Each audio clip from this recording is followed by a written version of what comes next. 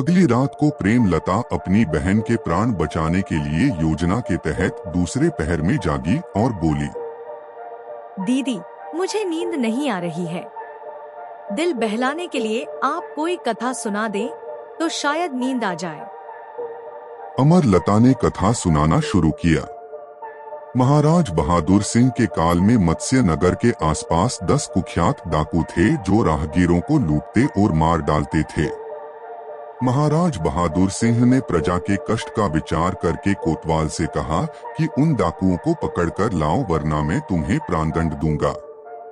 कोतवाल ने बड़ी दौड़ धूप की और निश्चित अवधि में उन्हें पकड़ लिया। वे नदी पार पकड़े गए थे, इसलिए उन्हें नाव पर बिठाकर लाया गया।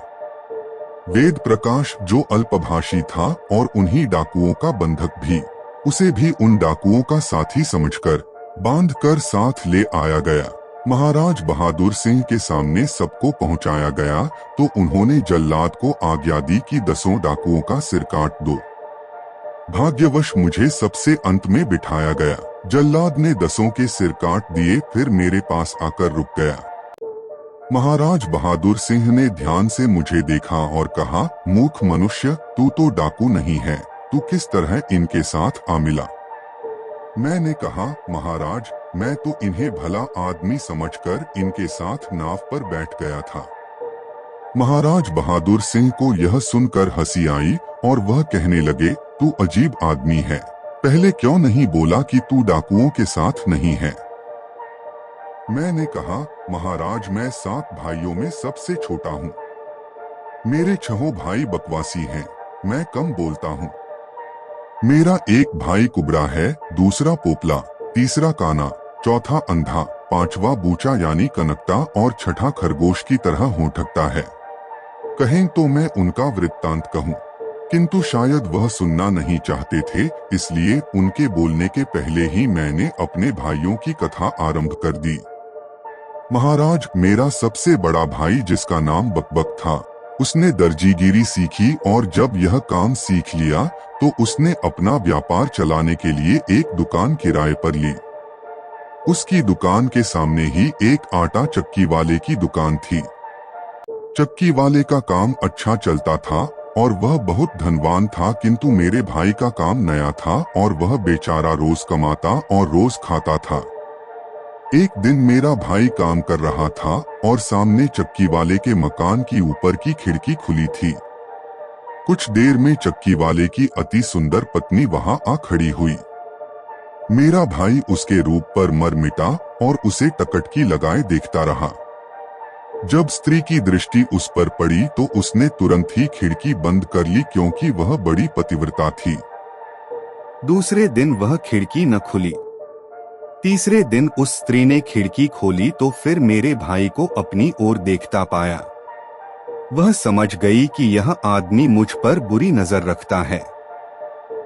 वह इस बात पर जल गई, किंतु उसने इसे दंड देना चाहा। वह इसकी ओर देखकर मुस्कुरा दी, यह भी हंस दिया। फिर वह शर्मा कर चली गई। यह मूर्ख इससे समझा कि स्त्री मुझे चाहने लगी है। अब उस स्त्री ने अपनी योजना आरंभ की।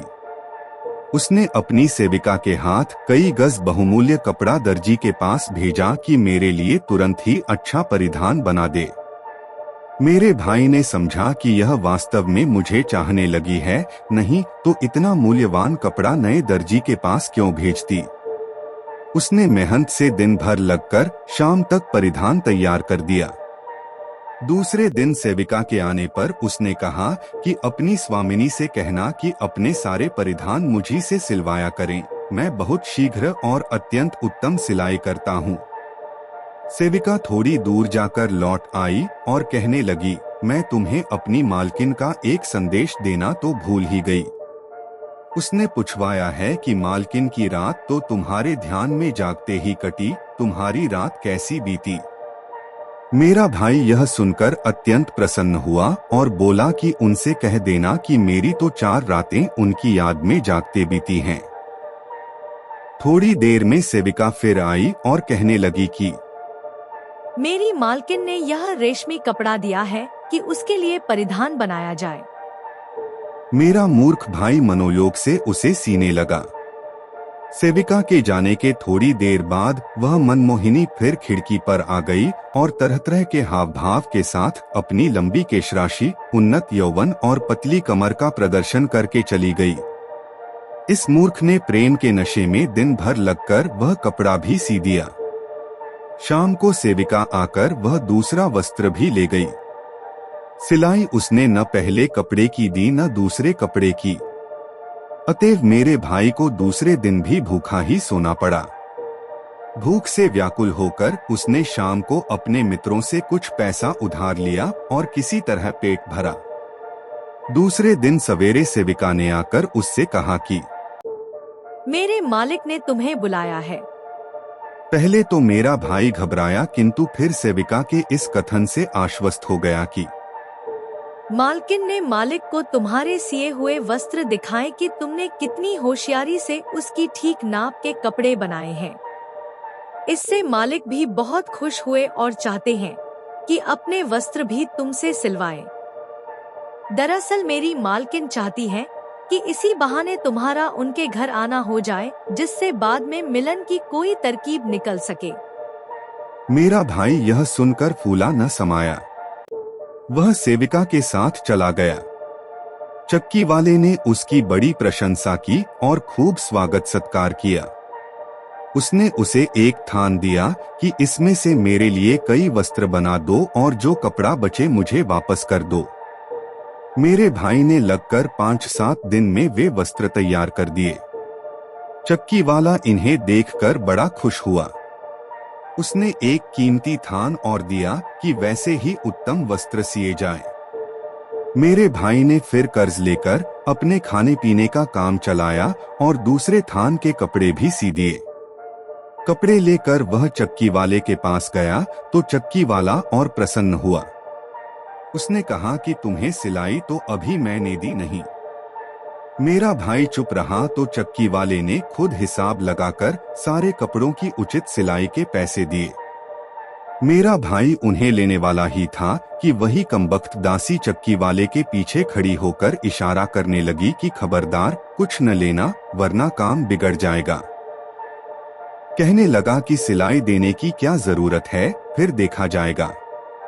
चक्की वाले से विदा होकर वह अपने मित्रों के पास फिर कर्ज लेने पहुंचा, किंतु उसे निराश होना पड़ा।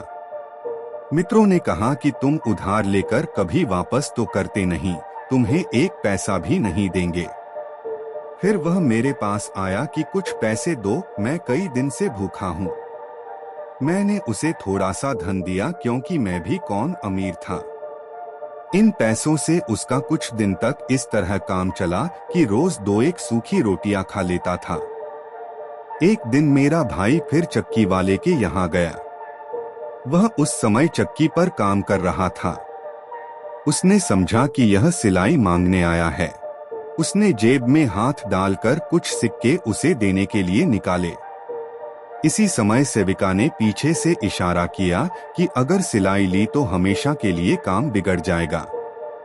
अतएव उस बेचारे ने उस दिन भी कुछ न लिया और कहा कि मैं सिलाई लेने नहीं आया था, यूं ही पड़ोसी होने के नाते तुम्हारी कुशलक्षेम पूछने के लिए आया था। चक्की वाला उसकी भद्रता से बड़ा प्रभावित हुआ और उसे एक और कपड़ा सीने को दिया। मेरे भाई ने उसे भी उसी दिन सी दिया और दूसरे दिन चक्की वाले के पास ले गया।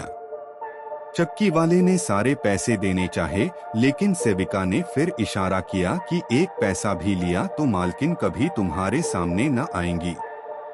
इसलिए उसने कहा, जल्दी क्या है साहब, पैसे भी ले लूंगा। मैं तो आपका हालचाल पूछने के लिए आता हूँ, पैसे के लिए नहीं आता। यह कहकर फिर वह बेचारा अपनी दुकान में आकर भूखा प्यासा काम करने लगा। लेकिन चक्की वाले की पत्नी को इतनी बात से संतोष न हुआ। पैसे तो उसे बाद में मिल जाने ही थे। वह उसे कठोर दंड दिलवाना चाहती थी। इसलिए एक दिन उसने अपने पति को पूरी बात बता दी कि वह मुझ पर बुरी नजर रखता है, इसीलिए उसने इतने ढेर सारे कपड़े सी कर भी सिलाई नहीं ली। चक्की वाला यह सुनकर बड़ा क्रुद्ध हुआ। उसने 2-4 दिन तक सोच विचार करके मेरे भाई को अच्छी तरह दंड देने की योजना बनाई। उसने एक दिन इसे शाम के खाने पर बुलाया। खाना खाने के बाद दोनों देर तक बातें करते रहे। फिर चक्की वाले ने कहा कि अब बहुत रात बीत गई है, कहाँ जाओगे इस समय। यह कहकर उसे एक जगह सुला दिया। आधी रात को उसने मेरे भाई को जगाया और कहा, भाई मेरी मदद करो, नहीं तो मेरी बड़ी हानि हो जाएगी। मेरा खच्चर जो चक्की चलाता था बीमार पड़ गया है और चक्की बंद पड़ी है। मेरे भाई ने कहा, चक्की चलवाने के लिए क्या कर सकता हूँ। उसने कहा कि तुम खच्चर की जगह चक्की में बंध जाओ और उसे चारों ओर दौड़कर घुमाओ। मेरे भाई को बड़ा आश्चर्य हुआ और वह आनाकानी करने लगा, किंतु चक्की वाले ने उसे चक्की से बांध ही दिया और कहा कि तेज दौड़ो। मेरे भाई ने चलना शुरू किया तो चक्की वाले ने उसे एक चाबुक मारा। इसने पूछा, यह क्या बात है। उसने कहा कि खच्चर को मैं इसी तरह तेज चलाया करता हूँ, तुम भी तेज न चलोगे तो सारा अनाज बगैर पिसा रह जाएगा। मेरा भाई बेचारा दौड़ने लगा, लेकिन 2-4 चक्कर लगाने के बाद बेदम होकर बैठ गया। चक्की वाले ने 10 बार चाबुक उसे मारे और उसे खूब गालियां दी जैसी वह खच्चर को दिया करता था। मेरे भाई की सुबह तक यही दशा रही। सुबह चक्की वाला उसे वैसा ही बंधा छोड़कर अपनी स्त्री के पास यह कहने को गया कि अपने प्रेमी की दशा देख लो। इसी बीच सेविका ने आकर उसे खोला और कहा कि मुझे और मालकिन को तुम पर दया आई है, इसीलिए मैंने तुम्हें छुड़ाया है। इसने कुछ उत्तर न दिया और गिरता पड़ता अपने घर आया। इस प्रकार उसके सिर से प्रेम का भूत उतरा। महाराज बहादुर सिंह ने कहा कि आज दशहरा है, इस वेद प्रकाश को इनाम देकर विदा करो। मैंने यह कहकर विदा ली कि सारे भाइयों की बातें सुनाकर ही इनाम लूंगा। अगर आपको कहानी और हमारा प्रयास अच्छा लगा हो तो हमारे चैनल जोड़ी की पौड़ी को लाइक करें, सब्सक्राइब करें और दूसरों के साथ शेयर करना बिल्कुल न भूलें। मिलते हैं अगले वीडियो में।